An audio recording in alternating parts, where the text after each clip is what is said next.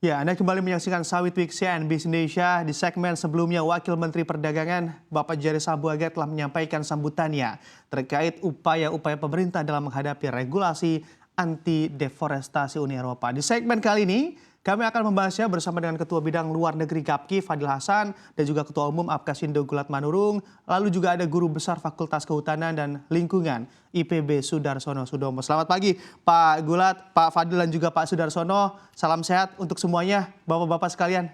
Pagi, pagi. Ya, ya, ya.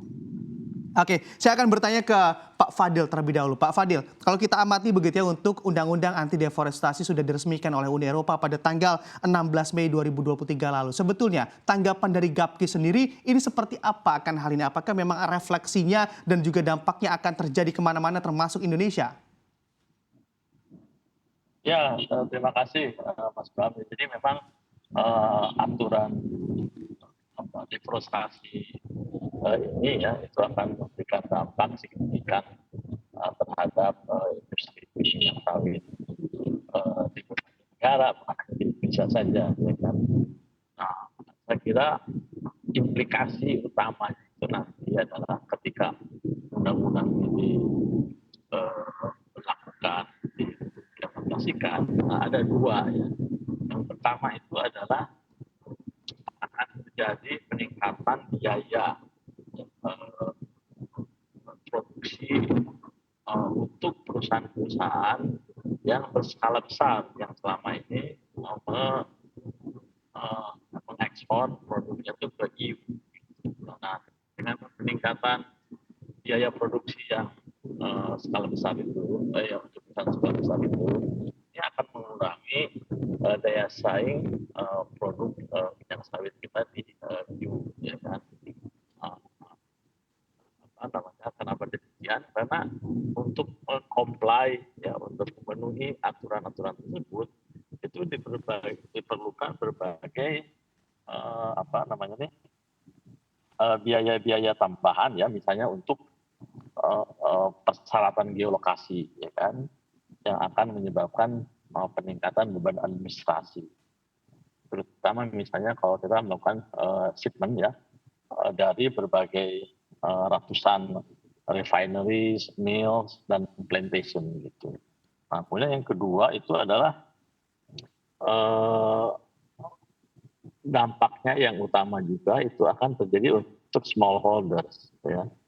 Nah, smallholders ini tidak seperti perusahaan, itu kan tidak memiliki resources, ya kan, untuk bisa memenuhi atau comply terhadap aturan-aturan dari EU tersebut, gitu. Sehingga pada akhirnya mereka itu akan ter-exclude, ya, akan tersingkirkan dari supply chain produk-produk sawit yang diperdagangkan tersebut, gitu, ya kan. Nah, jadi sementara kita mengetahui bahwa sekitar 40% produksi sawit di Indonesia dan juga sebenarnya juga di Malaysia dan di berbagai negara lain itu adalah berasal dari petani-petani ini ya, yang teman-temannya Pak Gulat itu ya kan. Nah, jadi mereka ini akan praktis tersingkirkan gitu. Nah, kalau misalnya mereka tersingkirkan, kan kehidupan mereka itu akan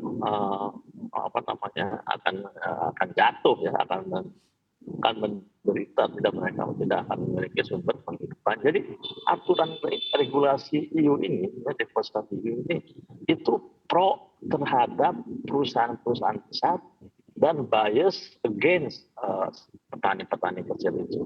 Nah, itu yang saya kira sangat aneh. Padahal EU kan selama ini itu adalah negara-negara yang mendorong peningkatan kesejahteraan di berbagai negara. Ya. Nah, jadi itu dua implikasi utama yang akan terjadi apabila aturan EU ini itu akan diberlakukan. Jadi concern kita itu adalah dua. Pertama, akan terjadi penurunan daya saing ya, produk-produk sawit. Dan yang kedua itu petani itu akan ter-exclude ya dari supply chain itu. Ada beberapa isu lainnya yang menjadi perhatian kita. Yang pertama itu adalah masalah data protection. Kan kita ini nggak bisa menyerahkan begitu saja data terkait dengan geolokasi, geotagging itu ke pihak luar. Kan ada aturannya juga di Indonesia. Dan juga ada aturan di negara-negara EU sendiri bahwa data protection yang sifatnya itu privacy itu jangan dilindungi. Nah sekarang ini mereka mengharuskan kita menyerahkan data lokasi kita, kebun-kebun kita kepada mereka, gitu kan. Itu sesuatu yang sangat saya kira itu sekali memprihatinkan. Dan yang Baik. kedua adalah masalah benchmarking, ya kan. Mereka akan mengkategorikan kita ini high risk, low risk, netral, secara unilateral. Ya. Nah ini yang juga kita protes. Ini kayak bentuk kalau istilahnya Pak Erlangga Hartarto itu regulasi imperialism, ya. Imperialism regulation. Ya. Itu saya kira nggak bisa sebuah negara memberikan cap terhadap negara lain, ya, terkait dengan deforestasi itu. Itu saya kira beberapa hal yang Baik. menjadi perhatian kita. Oleh karena itu kita protes, kita menyatakan keberatan kita terhadap aturan tersebut. Oke, baik. Tentunya saya juga akan menanyakan ke Pak Gulat, tadi juga sudah di-mention begitu ya oleh Pak Fadil terkait bagaimana kalau dari petani ini, karena memang petani juga terlihat cukup bisa ataupun cukup mampu untuk terkena dampaknya dari undang-undang anti deforestasi ini. Silakan Pak Gulat. Baik, terima kasih Mas Bram dan Prof dan Pak Fadil. Saya melihat apa yang sudah dilaksanakan atau dilakukan oleh Uni Eropa, saya melihat itu adalah justru peluang ya. Uni Eropa itu serapannya data yang saya dapat itu 2,05 juta ton. Jadi isu image yang dibangun oleh banyak orang, media dan juga pelaku pasar, seakan-akan 47 juta ton CPO Indonesia tahun 2020 itu terhukum oleh yang namanya EUDR. Kan tidak, hanya yang ke Uni Eropa. Kenapa kita harus mengatakan itu semua terdampak? Jadi kalau dikatakan itu, maka saya akan menjawab Indonesia bisa apa. Yang pertama adalah isu yang dibangun itu bahwa seakan-akan seluruh CPO Indonesia akan terdampak, itu harus kita counter, yang menjelaskan bahwa hanya ke Uni Eropa. Nah, yang kedua adalah serapan domestik ditingkatkan. Ini sudah menjadi rahasia umum bahwa semakin Indonesia menggunakan lebih banyak konsumsi domestik, itu akan semakin mencemaskan dunia. Karena mereka ketakutan akan kekurangan daripada minyak nabati dari sawit. Karena sawit ini sangat kompetitif dengan jenis minyak lain. Nah yang ketiga, apa yang harus dilakukan oleh pemerintah, yaitu percepat itu hilirisasi dari petani sawit. Jadi kalau kita hanya berharap petani sawit hanya menjual TBS, ya benar yang kata Pak Fadil, akan menjadi mainan-mainan cantik daripada pelaku-pelaku bisnis dari CPO. Nah, yang selanjutnya adalah kemarin saya ke CPUPC, Pak Fadil, Prof, dan Bapak Ibu semua, saya pengen melihat data daripada tentang Eropa dan negara-negara lain. Ternyata adalah benar, dari 2,05 juta ton yang kita ekspor ke Uni Eropa tahun lalu, ya jumlahnya sedikit banget lah ya. Kalau istilah kami udah belinya sedikit, cerewet lagi gitu kan.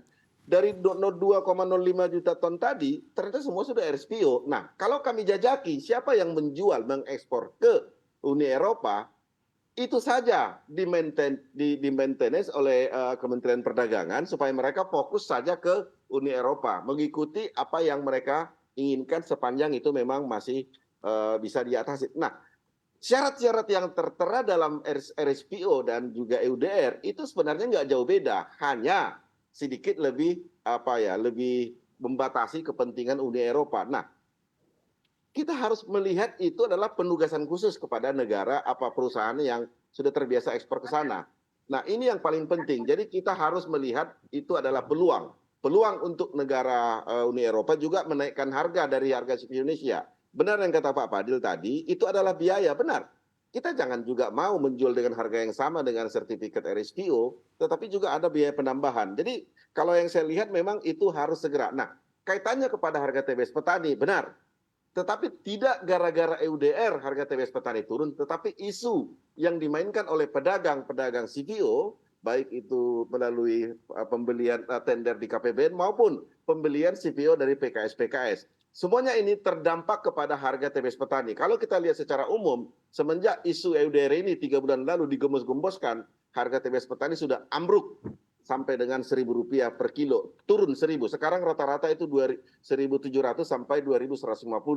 Harga CPO juga demikian, ambruk ketika tender di KPBN karena isu-isu yang tidak kompetitif. Isu itu membuat negara-negara pembutuh CPO menjadi berpikir apakah benar seperti yang banyak kita dengar katanya adalah tanaman berisiko tinggi lah dan segala macam. Tentu kami yang paling terdampak petani sawit. Makanya kami harus mengatakan kepada dunia apa yang dilakukan Uni Eropa itu adalah bagian daripada pelanggaran hak asasi manusia. Kami berhak untuk hidup. Kami juga berhak untuk sejahtera. Tidak dengan dibatas-batasi dengan isu-isu yang tidak benar. Mungkin demikian dari kami petani sawit. Tapi yang pasti, benar yang kata Pak Fadil, yang paling terdampak semuanya ini adalah petani sawit. Itu dia. Oke, baik. Tentunya kami juga akan mendengar bagaimana dari sisi pertanian begitu ya, tentunya juga akan dijelaskan oleh Pak Sudarsono. Silakan Pak Sudarsono, apakah memang hal ini atau undang-undang anti deforestasi ini tepat untuk ditujukan ke tanah air kita?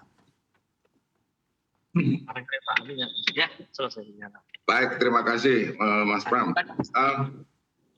Ya begini, ini undang-undang yang pasti berdampak kepada kita, pasti berdampak, dan itu harus kita respon. Nah, tetapi cara meresponnya itu loh, ya. Cara meresponnya itu seperti apa? Seperti kalau kita membuat undang-undang, kita juga tidak ingin dicampur tangani oleh bangsa lain. Jadi ya kalau begitu kita pun jangan ikut campur tangan juga terhadap apa yang diberlakukan di negara lain.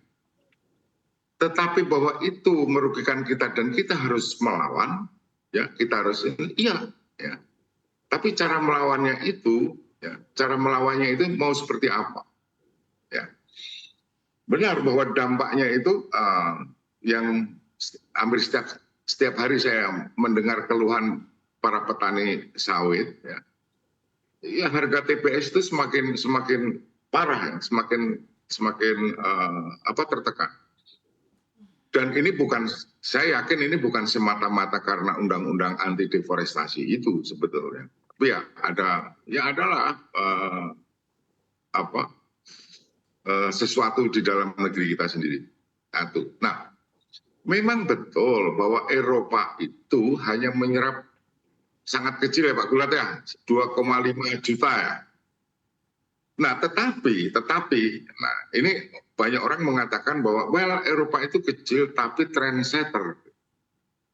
Trendsetter itu kalau kita follower ya mereka akan menjadi trendsetter. Tapi kalau kita tidak mengikuti tren mereka ya nggak ada masalah. Tetapi dalam hal sawit, harga CPO, ini pasar Rotterdam itu sangat